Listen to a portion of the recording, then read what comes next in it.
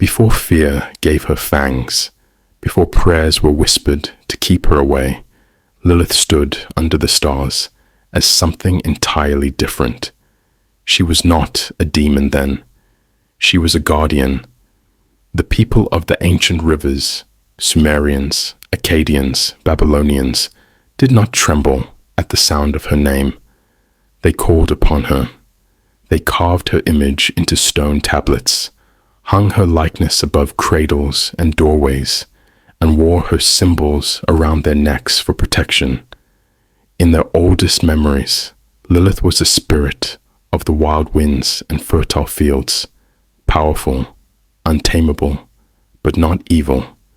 She was the unseen breath that stirred the crops to life, the unseen hand that guarded newborns through the perilous first nights. When women labored in childbirth, blood staining the earth, screams tearing the sky, it was Lilith they called to watch over them. When the rains fell and the seeds of life pushed through the soil, it was Lilith they thanked for the awakening of the world. The ancients did not fear her wildness.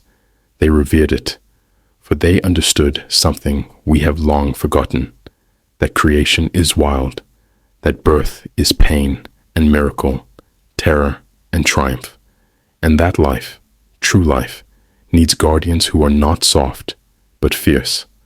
Lilith, they believed, stood at the threshold between life and death, between blessing and curse, not as an enemy, but as a protector of the sacred mystery of life itself.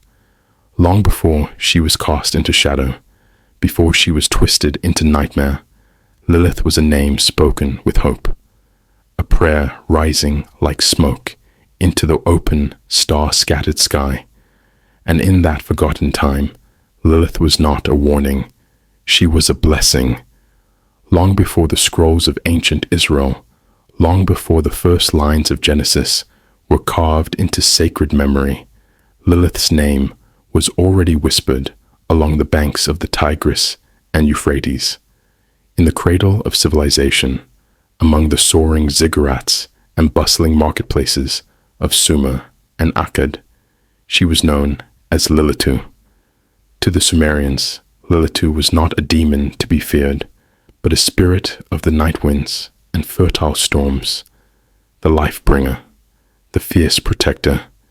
They believed she rode upon the swirling air, unseen but deeply felt, the breath behind the rains that fed their fields, the invisible midwife standing guard when new life entered the world. On ancient clay tablets, they etched her likeness, a woman both beautiful and terrifying, standing tall, wings outstretched, feet resting upon lions, owls perched by her side. Symbols not of evil, but of power, wisdom, and the sacred cycles of death and rebirth. The Mesopotamians did not cower from Lilitu's presence. They respected it, because they knew that the forces that create life are never tame. The same storm that nourishes the soil can tear down a house. The same womb that brings forth a child can bleed a woman dry. Lilitu was the spirit of those truths, wild, unyielding, necessary. In their prayers, they asked for her favor. In their amulets, they carved her name for protection against true evil. In their stories, she was invoked not as a monster lurking in the dark, but as a guardian of the thresholds, the fragile, sacred spaces between birth and death, chaos and creation. To them, she was not a mistake. She was part of the natural order, mysterious, powerful, fearsome, but essential. Before fear rewrote her story, before religion reshaped her image to fit a world ruled by men, Lilith was honored as a spirit of fierce mercy, a protector of life, a queen of sacred storms. And in the eyes of the ancient world, there was no shame in that.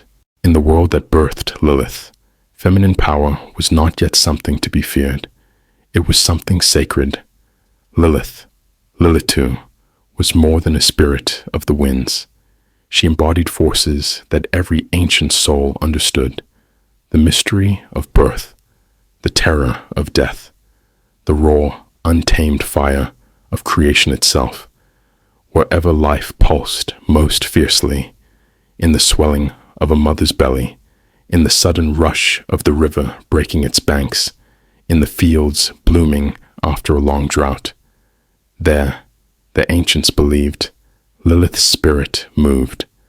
She was not the gentle hand that soothed. She was the wild heart that dared to bring life into a brutal world. She was both the scream of labor and the first breath of the newborn, both the storm that ripped trees from the earth and the rain that brought the harvest. Lilith was not tame because life is not tame.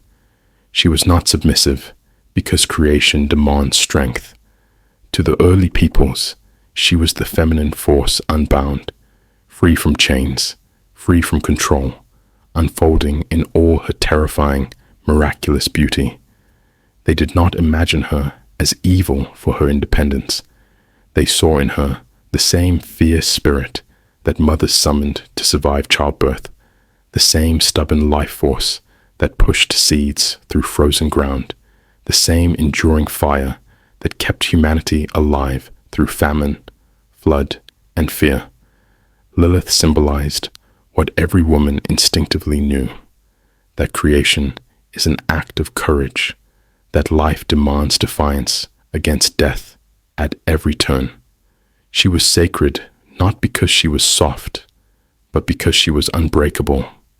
And for a time, long before the world grew afraid of women who would not bow, Lilith was revered for exactly what she was: the living embodiment of freedom, fertility, and the relentless will to create.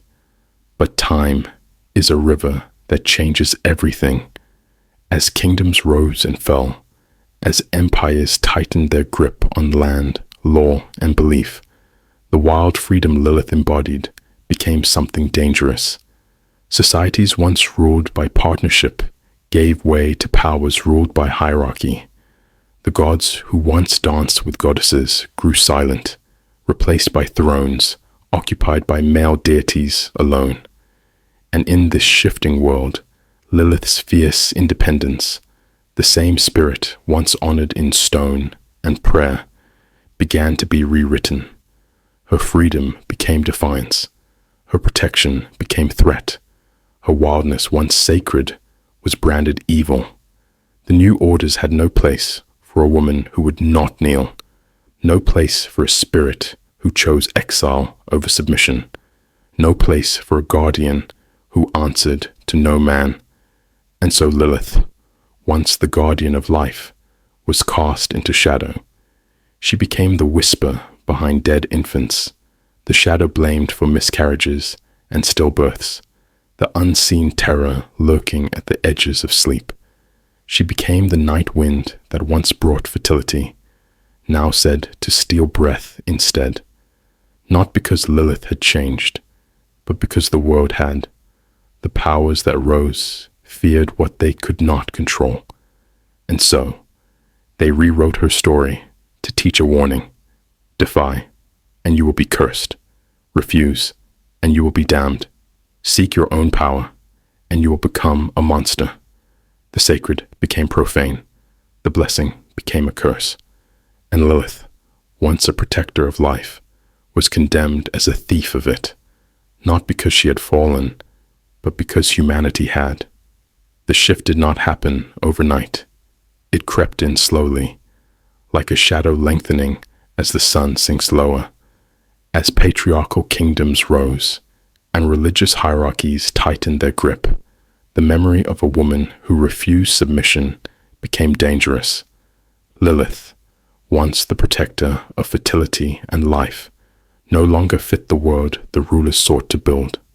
They needed obedience, not defiance, submission, not equality, order, not wild freedom. And so, Lilith's story was reforged, not by the hands of mothers and midwives, but by the pens of scholars and priests. In these new retellings, Lilith was no longer the fierce guardian of life. She became the first sinner, the seductress of men, the killer of infants, the embodiment of chaos itself. They wrote her into the margins of holy books, cast her in spells of exorcism, named her among the ranks of demons who preyed upon the innocent. Her symbols were banned. Her stories were erased or twisted. Her once revered image was buried beneath layers of fear and condemnation. The message was clear. A woman who stands alone must be monstrous. A woman who seeks power must be punished. A woman who dares to say no must be remembered only as a warning. It was not just Lilith's legacy they attacked. It was the very idea that a woman could exist without chains.